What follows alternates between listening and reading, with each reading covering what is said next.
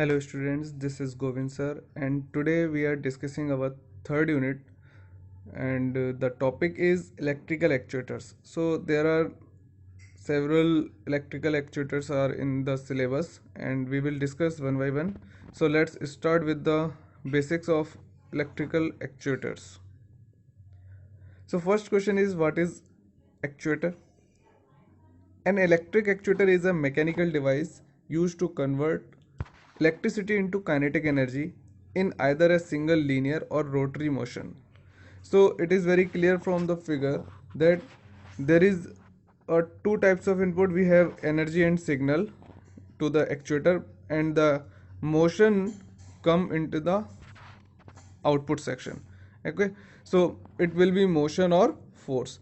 So actuator is a mechanical device that is used to convert electricity or signal into kinetic energy in either a single linear or rotary motion. The design of electric actuators are based on the specific task they accomplish within the processes for which they are intended, and they can vary in both dimension and size. Okay, so we have some actuators images in this picture and we will discuss later. And we have some applications of electrical actuators like upstream, midstream and downstream oil and gas plants, wastewater treatment plants, power plants, food and beverage plants, farming and agriculture plants, pulp and paper plants. So there are many applications in the industries of plants. Now we have first electrical actuator, that is solenoid.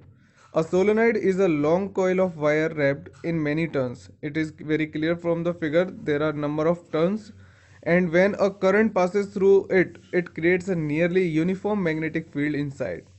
And solenoid can convert electric current to mechanical action and so are very commonly used as switches. The magnetic field within a solenoid depends on the current and the density of turns. If number of turns is more, then the magnetic field also increases. In order to estimate roughly the force with which a solenoid pulls on ferromagnetic rods placed near it, one can use the change in magnetic field energy as the rod is inserted into the solenoid. So the force is applied on the rod which is inserted into the solenoid, that is equal to change in magnetic field energy upon distance rod moves into solenoid, the distance covered by the rod into the solenoid.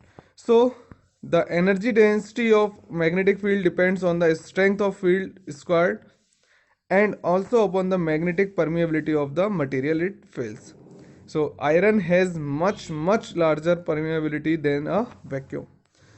Even small solenoid can exert forces of few newtons. Okay, so a small solenoid can exert force of few newtons.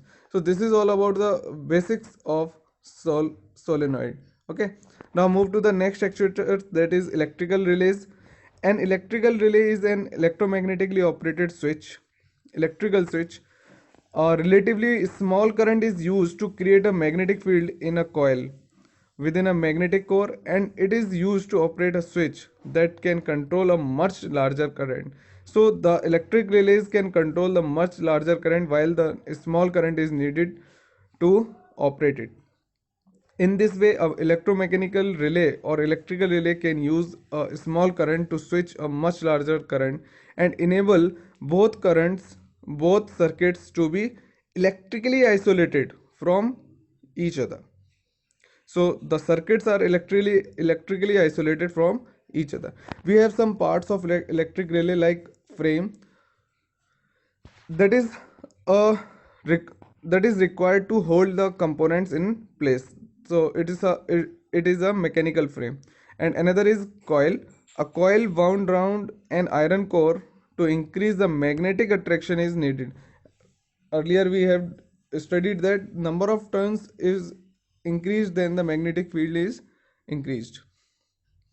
Another is armature. This is the moving part of the relay.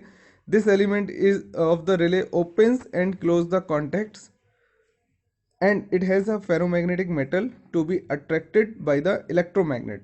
Okay, this is the armature. And another is contacts. The contacts are operated by the action of the armature movement. Next is break. It is the number of separate places or contacts where a switch is used to open or close a single electrical circuit. So number of separate places is known as breaks. Another is pole. The number of poles that an electrical switch possesses is the number of different sets of switching contacts. So different sets of switching contacts are pole. And another is throw. The number of throws of on an electric switch is the number of positions that are available. So we have the number of positions in the relay, that is called throw. So you already heard about SPDT, DPDT switches, in which SPDT means single pole double throw, and DPDT is, that is double pole double throw. So these all about the electrical relay parts.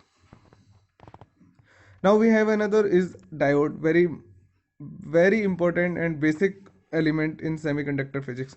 That is, a diode is a simplest two terminal unilateral semiconductor device. It allows current to flow only in one direction and blocks the current that flow in the opposite direction. The two terminals of diode are called anode and cathode. The symbol of diode is shown in figure. This is the symbol of diode. This is the P region and this is the N region, and this is anode and cathode terminal. And the characteristic of diode closely match to that a switch. If we talk about the ideal diode, an ideal diode switch when open does not conduct current in either direction, and in closed state conducts in both direction. So you can see in this image, when no biasing, or can say reverse biasing, is applied to the diode, then there is no current, and this is the negative voltage region. And when we applied a positive voltage, or can say forward biasing, then the diode work as short circuit and current conducts. And in this region the diode, or can say in the reverse biasing, the diode acts as open circuit. So this is ideal characteristics of diode. Okay, if we talk about practical characteristics, so it is clear in the next figure. That is, this is forward biasing, and this is for reverse biasing. Okay, so in the forward biasing, after a threshold voltage, it acts as short circuit, and in the reverse biasing, there is some leakage current, but after the breakdown voltage, the current abruptly increases. Now we have another, that is thyristor. This is another electrical actuator. The thyristor is a 4-layered 3-terminal semiconductor device, with each layer consisting of alternately n-type or p-type material. It is clear from the figure, there is alternation of p-type and n-type material. You can look here, p-n, p-n. Okay, this is alternating of p-type and n-type region, or can say material. And we have 3 terminals. First one is anode, second one is cathode, and third one is gate. And it can be viewed as 2 transistors are connected alternatively. You can see here, this is PNP transistor and this is NPN transistor, and the N terminal is connected to N and P terminal is connected to P. Then we have other 3 terminals, that anode, cathode and gate. Okay, so 2 transistors, it is also very clear from this figure, and 2 transistors are connected alternately. And this is the symbol diagram for thyristor. So thyristor can be used as the control element. It is also used as control element for phase angle triggered controllers, which are known as fired controllers. Okay, phase fired controllers. Thyristor have three states: reverse blocking mode, where voltage is applied in the reverse direction, that would be blocked by a diode. Okay, and forward blocking mode, in which the voltage is applied in the direction that would cause a diode to conduct, but the thyristor has not been triggered into conduction. So it is about the threshold voltage, or can say breakover voltage. Okay. Next is forward conducting mode. The thyristor has been triggered into the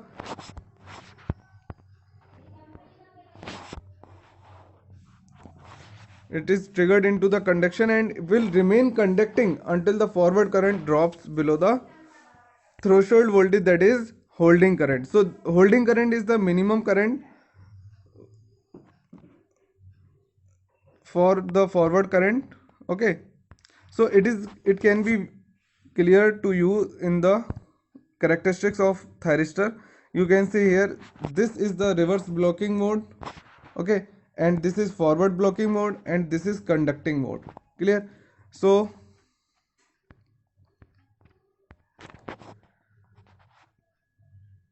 when we apply our forward voltage or forward biasing, then if initially we have gate current is 0, and we are applying the voltage at the terminal, and the maximum voltage till the thyristor cannot conduct, that is breakover voltage, and this the current, maximum current at which thyristor comes in, is about to come in conduction mode, that is latch current. So there are two terms, that is holding current and the latch current. Latch current is maximum current, and the holding current is the minimum current of forward current. Okay, so this after the breakover voltage, the thyristor abruptly conducts, and this is known as conducting forward conducting mode. Okay, but if we increase the gate current, or can say if we apply the gate current, then the breakover voltage will be less than the previous one. Okay, and in the reverse blocking mode, there is small leakage current, but when we increase negative supply to the thyristor, it conducts abruptly in the reverse direction. Okay, so this is all about the characteristics of thyristor. Now move to the next, that is triac. From the triode for alternating current, it is the triode for alternating current is a generic trademark for a three terminal electronic component that conducts current in either direction when triggered. Either direction means it is a bidirectional triode thyristor or bilateral triode thyristor. A thyristor is analogous to a relay in that a small voltage induced current can control a much larger voltage and current. Tracks differ from SCRs. SCRs also are another circuit that they allow current flow in both direction, whereas the SCR can only conduct current in a single direction. So this is the symbol diagram for triac. It is different from the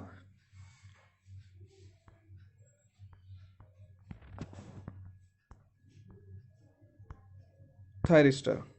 Okay, so there are also three terminals, but the symbol diagram is different. Okay, A1 A2 are the two terminals, and third one is gate. So we have some applications of triac. Triac are used in numerous applications such as light dimmers, speed controls for electric fans, and electric motors. In the modern computerized control circuits of numerous household, small and major appliances, and they can be used both in AC and DC circuits. However, the original design was to utilize of two SCRs in AC circuits. So to replace the utilization of two SCRs in AC circuit, the triac is used. And there are two families of triac which are mainly used for application purposes. They are BT136 and BT139.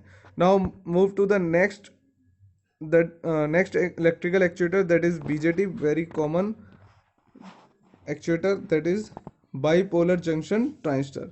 So a BJT is transistor whose operation depends on the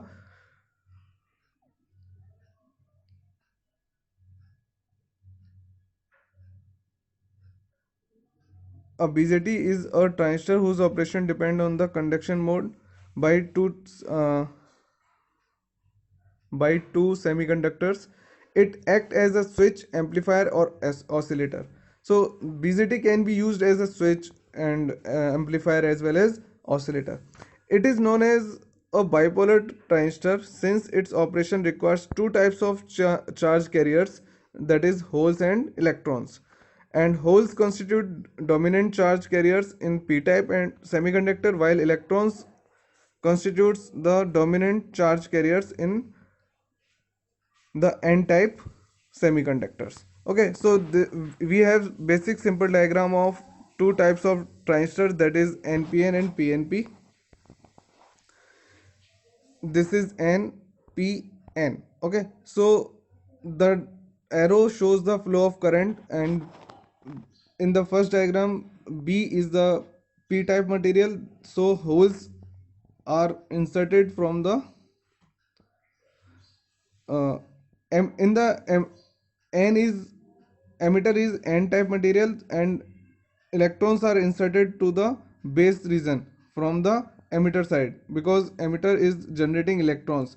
So the current the flow of current is just opposite to the flow of electron, so this is in opposite direction. Similarly, in PNP transistor, emitter is p, and the holes the emitter generates holes in the this direction to the base, and the flow of current is also same as the holes flow of holes. So this is the same direction in PNP. So there are two types of BJT, and that is NPN and PNP. And we have some configurations of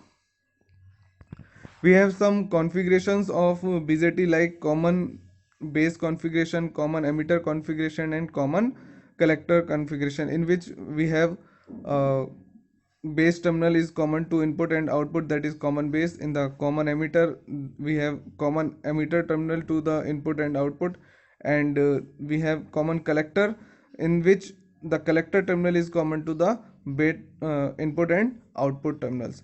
So that's we have three types of configuration of BJT, that are common emitter, common base, and common configuration. So on the behalf of the configuration, we have this type of characteristics of BJT, in which we have saturation mode, amplification mode, and the cutoff mode. And this is drawn between VCE and IC, that is output characteristic of BJT. Okay, this is all about the electrical actuators, but we have some other electrical actuators that will be discussed in the next lecture. Okay.